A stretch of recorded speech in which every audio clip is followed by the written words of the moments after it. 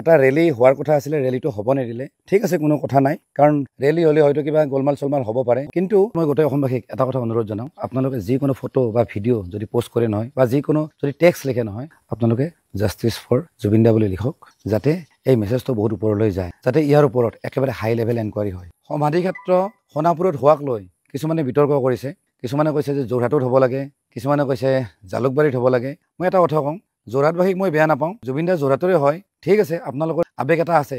কিন্তু আপোনালোকে এটা কথা শুনক, জুবিন দা এতিয়া অকল যোৰহাটৰ হৈ থকা নাই, গোটেই অসমবাসীৰে হয়। সেইকাৰণে সমাধিক্ষেত্ৰ য'তে কি নহওক, আমি যাতে তাক লৈ বিতৰ্ক নকৰোঁ, সেইটো মোৰ ফালৰ পৰা অনুৰোধ থাকিলে। চৰকাৰে যিটো জেগা সমাধিক্ষেত্ৰ বনাম বুলি সিদ্ধান্ত লৈছে, জেগাটো কিন্তু মজা। মই ক'লো নহয়, আপাৰ আছামৰ পৰা যিমানখিনি মানুহ আহে চবে দেখা পাব।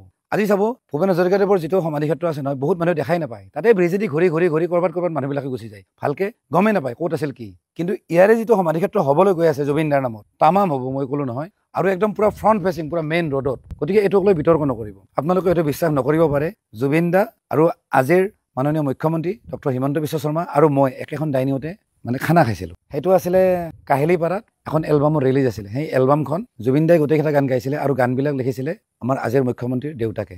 এলবামখন হ'ল ৰুণ জুন।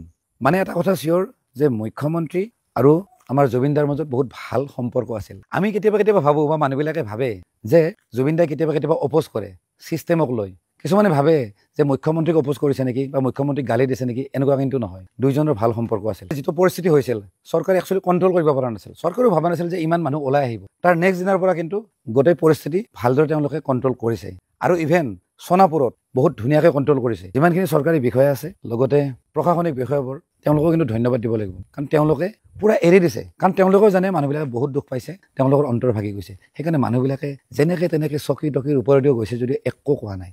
এই ক্ষেত্ৰত কিন্তু চৰকাৰখনক আমি ধন্যবাদ দিব লাগিব। গতিকে ধন্যবাদ। জয় অসম।